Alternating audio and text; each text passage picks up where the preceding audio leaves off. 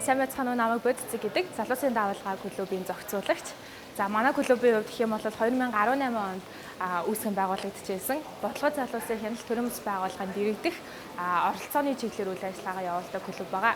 За энэ үзэсгэлэнд бол манай клуб илүү залуучуудын хөнгөлсийг гаргахын тулд ийм бокс буюу хайрцагнууд хийсэн. Хайрцагнуудынхаа агуулга нь гэх юм бол ерөнхийдөө бидний ураа бол өнөөдрийн оролцоо маргаашийн ирээдүйг бүтээнэ гэсэн ийм урайндор явуулсан байгаа. За тэгээд яг клубийн хийж хэрэгжүүлдэг үйл ажиллагаанууд болон үр дүн явцынхаа талаар энэ хайрцагнууд дээр маш богино товч байдлаар өгүүлсэн байгаа.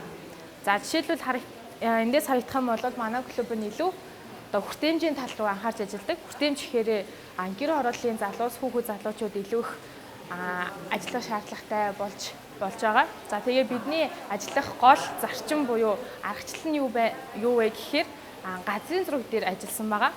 За 2018 оноос хойш Чингэлтэй дүүргийн 17, 18, 19 гээд Чингэлтэй дүүргийн 5 хорон дээр бол зураглалын аргаар ажилласан байгаа. За энэ зураглалын арга нь болохоор яг тухайн орчин нөхцөлд амьдардаг яг тэр бүлгийн залуучууд, хүүхэд болон залуучууд өөрсдөө асуудлаа гаргаж ирэх, яг тэр өөрийнхөө амьдардаг орчны гэрээсээ эхлээд ойр орчмынхаа асуудлуудыг гаргаж ирэх байдлаар энэ зураглалын арга маань ажилласан байгаа. За тэгээд зураглалаас их юм бол яг тухайн нөхцөл байдалтай хорооныхоо яг эргэн тойрны асуудалтай тохируулаад дээрээс нь тухайн яг үйл ажиллагаанд оролцуулсан залуучуудын тодорхой кейсүүд, асуудлуудаар тодорхой нөлөөллийн ажлууд хийсэн байгаа. Жишээлбэл гэх юм бол Check My Service гэх аппликейшн ашиглаад яг тухайн гэрэлтүүлэггүй харанхуй гудамж талбайтай ийм маш их аюулын эрсдэлтэй газруудыг гэрэлтүүлгийг шинжилсэн, нэмж гэрэлтүүлгийг тавьсан гэх мэт бол залуучууд өөрсдөө ийм эерэг өөрчлөлтүүд гаргаж ирж чадсан байгаа. Одоо жишээ дурдах юм бол Чингэлтэй дүүргийн 18 дугаар хороон дээр засаг даргын дэргэдэх хүүхэд залуучуудын клуб байгуулагдсан манай хийсэн үйл ажиллагаа буюу энэ ганцын зургийн аргачлалынхаа үр дүнд тэгээд тэр хүүхэд залуучуудын клуб маань цаашдаа нэг асуудал яриад өнгөрөх биш, эсвэл ямар нэг үр дүн гаргасан болоод өнгөрөх биш, илүү идэвхтэйгээр ингэж үйл ажиллагаагаа явуулах, хороотойгоо хамтарч ажиллах, төртөөгөө илүү ойр байх гэсэн ийм нөхцөл байдал бүрдэж байгаа.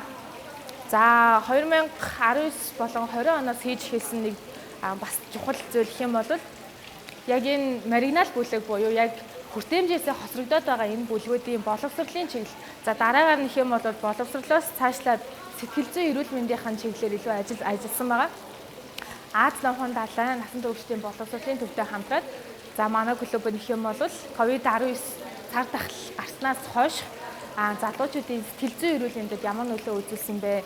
За ямар даван туулах аргачлал байж болох вэ? Ямар төвтэй, ямар газартай холбож явах боломжтой байна гэсэн мэдээллүүдийг хүргэх, цаашдаа яг илүү маргинал бүлгийн олон бүлгийг хамруулсан ийм судалгаа хийх байдлаар бас ажиллаад явж байгаа. Залуучууд хоорондоо ярих, эсвэл сошиалар нөлөөлөхөөсөө илүү төртөөгөө хамтарч ажиллах, тэгээд дээрэс нь алтан бичиг өгөх, зөвлөмж өгөх, яг төр болон залуучууд ингэж түншлэж ажиллах боломжийг бас илүү гаргаж өгч байгаа. За зөвхөн залуучуудад хэрэгтэй энэ нийгмийн гол цөм болохоосоо болон за мөн эргээд яг залуучуудын чиглэлээр үйл ажиллагаагаа явуулж байгаа газрууд болон төр яг ийм хэрэгцээ байгаа юм байна, ийм асуудал байгаа юм байна, ингэж шийдвэрлэж болох юм байна гэсэн ийм гарц гаргалгаанууд илүү цаашдаа хөгжих боломжууд гарч ирж байна гэж яг өөрсдөө хийгээд үзэхэд бол маш их харагдчихсэн. Мэдээж залуучуудын клуб гэдэг утгаараа бусад залуучуудаа мэдээлэл өгөх гэдэг үйл явц бол тасралтгүй явж байгаа хэвээр. Түүний үр дүн гэх юм бол энэ автомашингүй өдрөөр залуучуудын алтан бусаар хөгжих боломжийг хангасан ийм залуучуудын хөгжлийг дэмжих тухай хуулиар гарч ирж байсан. Байгуулагдж байсан залуучуудын хөгжлийг дэмжих тухай хууль дээр үндэслэн ийм хөгжлийн төвүүдийн талаарх мэдээллүүдийг залуучуудад өгөх, сурталчлах, эргээд энэ хөгжлийн төв илүү залуучуудад яаж хүртээмжтэй байдлаар үйлчлэж болох вэ? Илүү яаж үйл ажиллагаагаа дэлгэрүүлж болох вэ? Олон улсын түвшинд хэрхэн ажиллаж болох вэ гэсэн юм талаарх бас өөрсдийн судалгаа хийсэн, мөн өөр газруудаас туршлага судалсан олон улсын ийм хөгжлийн төвүүд яаж ажиллах боломжтой вэ? Төрөөс хэрхэн дэмждэг? Дээрээс нь залуучууд буюу яг энэ маргинал бүлгийн орон нутагт байгаа. За тэгээд дээрэс нь Улаанбаатар хотын захын дургууд дээр байгаа ийм хөгжлийн төвүүд дээр залуучууд ямар үйл ажиллагаа явуулж болох вэ гэсэн талаар бол илүү дэлгэрэнгүй танилцуулж бие биендээ мэдээлэл солилцох байдлаар явсан. Клубын хувьд гэх юм бол маш олон ийм чийдвэр гаргах төвчний хүмүүстэй уулзалт хилцүүлэг зохион байгуулах цаашлаад асуудал гэхээсээ илүү мөн шийдлийг хайх, шийдлийг зөвшөлдсөх байдлаар бас ажилласан байгаа. За энэ 2021 онд гэх юм бол манай клуб бас комик болон видео контентын уралдаан зохион байгуулсан. Энэ уралдааны комик бүтээлийнхаа нэгдүгээр байрынхаа бүтээлээс бас энэ үзэсгэлэнд ингэж танилцуулагдаад тал дугаар нь ингэж цувралаар бас орж ирсэн байгаа. Одоо жишээлбэл энэ дэс авч үзэх юм бол эвэр туулайн хүсэл гэсэн бүтээл байгаа.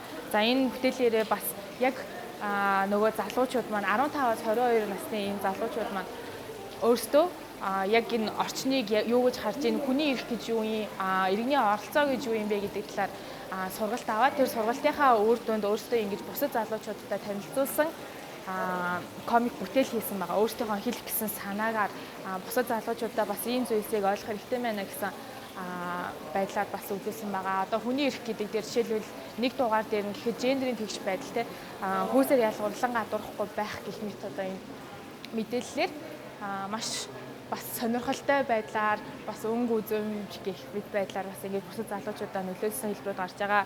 За энэ дээр их юм бол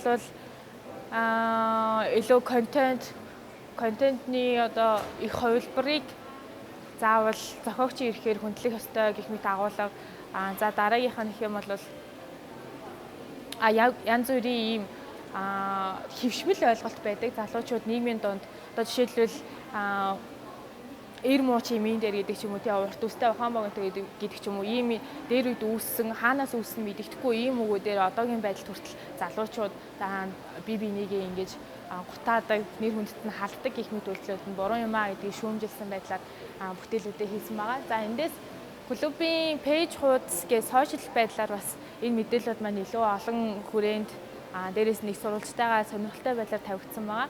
Тэгээд тэрнээс бас оролцож үзэх боломжтой. Энэ үзэсгэлэнт гэх юм бол залуусын давалгаа клуб маань бодлого залуусын хяналт төрөмс байгууллагын дэргэдэх клуб гэдгээрээ оролцож байгаа бөгөөд одоо газрын зураг өөртөө хийж байгаа үйл ажиллагаагаа танилцуулах. За тэгээд дээрээс нь илүү тэгш хүртээмжтэй байдлыг харуулах зорилготойгоор энэ бүтээлээ ингэж танилцуулаад хамгийн сүүлийн өдөр буюу хүний эрхийн өдрөөр өөртөөхөө харилцан суралцах, дээрээс нь гэр оролт ба хүртээмж гэсэн сэдвээр хилцүүлэг хийж оролцож байгаа. Бусад залуучууд, бусад хүмүүсийн үзэсгэлэнт оролцож байгаа хүмүүсийн хувьд гэх юм бол илүү шинэлэг байдал, сонирхолтой байдлаар бүтээлүүдийг маань илүү сонирхож харж байгаа.